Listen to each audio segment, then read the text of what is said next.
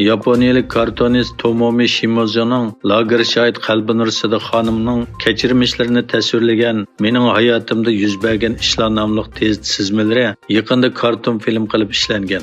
Mazkur karton film 28 dekabr kuni YouTube tori orqali tarqatilgan bo'lib, uningda qalbi nursida xonimning hayoti, uning lagerda o'qituvchilik qilish jarayoni va chet elga chiqqandan keyin lagerlarni oshkorlash yo'lidagi tirishchanliklari nihoyat ta'sirli holda bayon qilingan. Karton filmda Uyg'ur elida yuz berayotgan irqiy qirg'inchilik va insoniyatga qarshi jinoyatlar, lagerlar ichidagi qo'rqinchli realliklar ro'shan yo'ritib berilgan. Amerika Kengash palatasidagi demokratchilar dunyodagi asosli avtomobil ishlab chiqaruvchilarning Xitoyning Uyg'urlarni majburiy emgakka silish bilan bo'lgan munosabatiga qarata tekshirish boshlandi. Kengash palatasi Moliya komiteti raisi Ron Wyden apandi Ford, Hammibab avtomobil shirkati, Honda, Mercedes, Benz, Stellantis, Tesla, Toyota va Volkswagen'dan ta'minlash zanjirida Uyg'ur majburiy emgagiga chetishlik mahsulotlarning boy yo'qligi haqida uchur talab qildi.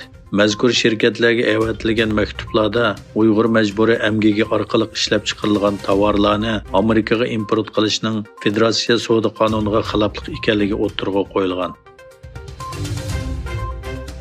Xabar qilinishicha, Xitoy hukumati yuqumni nolga tushirish siyosatidan voz kechgandan keyin yuqum biroqli yamrab ketgan. Xitoydan Italiyaga kelgan yo'lovchilarning 50% Kuvayt chiqqandan keyin Italiya Sahiya idorasi bu aeroplanda o'ltirgan barliq yo'lovchilarga Kuvayt tekshirishni elib borgan. Italiya doiralari Yevropa ittifoqidan bu vaqtda tadbir qo'llanishga chaqirgan. Yana bir tarafdan Amerika hukumati Xitoydan keladigan sayohatchilarga chegirdan chiqishdan eng ko'p deganda ishki burun Kuvayt sinaga qilish va natijasining manfiligini isbotlaydigan isbot qog'ozi bo'lish tadbiri qo'yganligini jakarladi. Mazkur belgilama 5 yanvar kundan boshlab rasmiy yo'lga qo'yiladi ekan.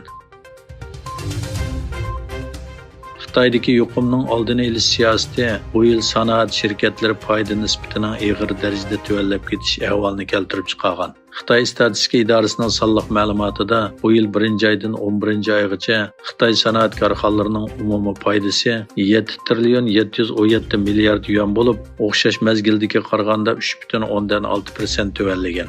Ish sur'ati bu yilgi eng tuvan chekka tushgan bo'lib, 1-oydan 10-oygacha yillik ish nisbati 3% tushib ketgan. Amerika armiyasining bildirishicha, Janubiy Xitoy dengizidagi havo bo'shlig'ida Xitoyning bir urush aeroplanning Amerika havo armiyasiga tava bir chorlag'uvchi aeroplanga 6 metrgacha yaqinlashgan.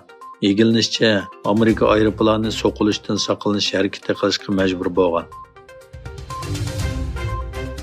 İsrail Markaziy statistika idorasi 2022-yili davlatning nüfus va ijtimoiy qurilmasiga oid sonliq ma'lumotlarni e'lon qildi. Buningga asosan 9.656.000 odam deb mo'ljallangan nüfusining 7.106.000 nafari, ya'ni 73.6% Yahudi, 2.037.000 nafari, ya'ni 21.1% Arab, 513.000 nafari Arab bo'lmagan Xristian va boshqa diniy oz sonliqlar ekan.